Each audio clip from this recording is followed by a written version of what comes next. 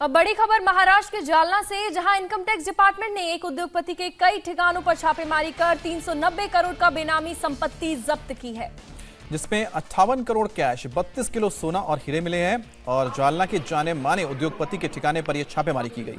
Income tax ने अभी उस उद्योगपति का नाम नहीं बताया है जहां ये छापेमारी की गई है। ये उद्योगपति स्टील और कपड़े के साथ साथ रियल एस्टेट के कारोबार में भी है। आपको बता दें कि छापेमारी में मिले कैश को गिनने के लिए इनकम टैक्स डिपार्टमेंट को तकरीबन 13 घंटे लग गए। ये कार्रवाई 1 अगस्त से 8 अगस्त के बीच हुई है। इनकम टैक्स डिपार्टमेंट की नासिक ब्रांच ने इस कार्रवाई को अंजाम दिया। और इस एक्शन में डिपार्टमेंट के 400 अधिकारी और कर्मचारी शामिल थे। इसके लिए 120 से ज्यादा गाड़ियों का इस्तेमाल किया गया। छापेमारी में मिले कैश को जालना के स्थानीय स्टेट बैंक में लाकर गिना गया। कैश गिनने का काम सुबह 11 बजे शुरू हुआ और रात को 1 बजे तक चलता रहा। आयकर विभाग को जालना की 4 स्टील कंपनियों के खातों में गड़बड़ी का पता चला था, जिसके बाद विभाग एक्शन में आया और छापेमारी की कार्रवाई शुरू हुई। इसमें दिलचस्प बात यह है कि जिन गाड़ियों में इनकम टैक्स डिपार्टमेंट के आदमी आए, उनमें शादी के स्टिकर लगे हुए थे। तो तस्वीरें आप देख रहे हैं कि कितना कैश मिला, इतना पैसा मिला कि उसे गिनने के लिए आप देखिए नोटों की गड्डियां हैं और पीछे जो आपको बैग दिख रहे हैं सभी बैग में कैश भरा हुआ है। और इसे गिनने के लिए स्थानीय स्टेट बैंक गया गया और स्टेट बैंक में आप सोचिए कि करीब 13 घंटे तक ये सिर्फ कैश ही गिनते रहे। 13 घंटे तक कैश गिना गया तो कितना पैसा होगा। अगर आपको याद होगा, बंगाल में जो पार्थो चैटर्जी के जो फ्लैट्स थे वहां पर जो मिले थे सामान आपको, वो उसी तरह से यहां पर भी आप देखिए इतना कैश मिला है कि उसको गिनने में 13 घंटे का वक्त मिला है। और अब आपको बताते हैं कि छापेमारी की इस कार्रवाई को कैसे अंजाम दिया गया। सूत्रों के मुताबिक 1 अगस्त की सुबह आयकर विभाग की 100 से ज्यादा गाड़ियां जालना में दाखिल हुई। गाड़ियों पर विवाह समारोह के स्टिकर लगे हुए थे और इन गाड़ियों पर राहुल वेड्स अंजलि के स्टिकर लगे हुए थे।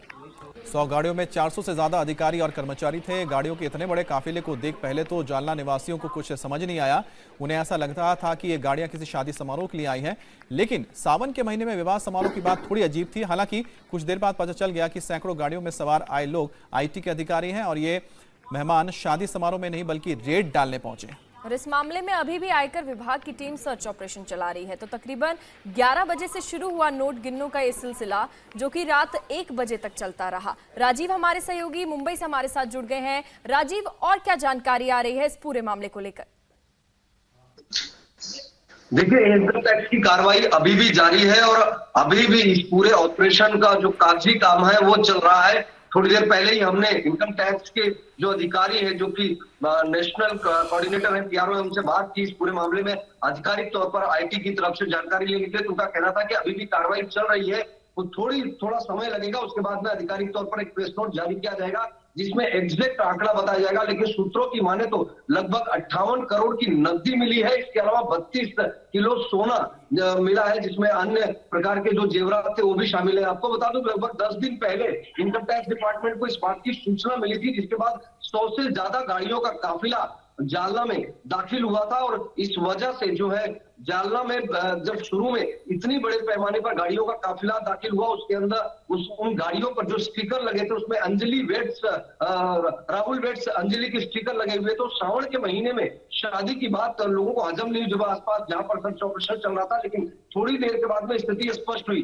अब एक MIDC का इलाका है जहां पर ये स्टील का जो उद्योगपति है उनके यहाँ पर ये रेड हुई थी। MIDC के इलाके में सबसे पहले उस कारखाने में रेड की गई, उसके बाद उनके फार्म हाउस पर, घर पर, दफ्तर में, तमाम जगहों पर सर्च ऑपरेशन हुआ और वहां पर ये जो है राशि बरामद की गई है, जेवरात बरामद किया गया है। फिलहाल अभी भी सर्च ऑपरेशन चल रहा है। तमाम तरह के जो डॉक्यूमेंट्स थे बैंक से जुड़े हुए उनको भी जब्त किया गया। तो ये अवैध संपत्ति थी, इस बात की पुख्ता जानकारी इनकम टैक्स डिपार्टमेंट को थी और स्टील उद्योगपति थे, इस बात की भी जानकारी थी। और उसी के आधार पर सबसे पहले MIDC के उस इलाके में सर्च ऑपरेशन शुरू किया गया। और जाहिर सी बात है, अपने आप में बहुत बड़ा सवाल है कि आखिरकार इतना कैश जिसे गिनने में 13 घंटे का वक्त लग जाए, अपने आप में बताते हैं कि आखिरकार किस तरह से काली कमाई को छुपाया जा रहा था, या फिर इसे कहीं पर आप कह सकते हैं कि जो हम कहते हैं ना कि मनी लॉन्ड्रिंग होती है, वो करने की कोशिश की जा रही थी।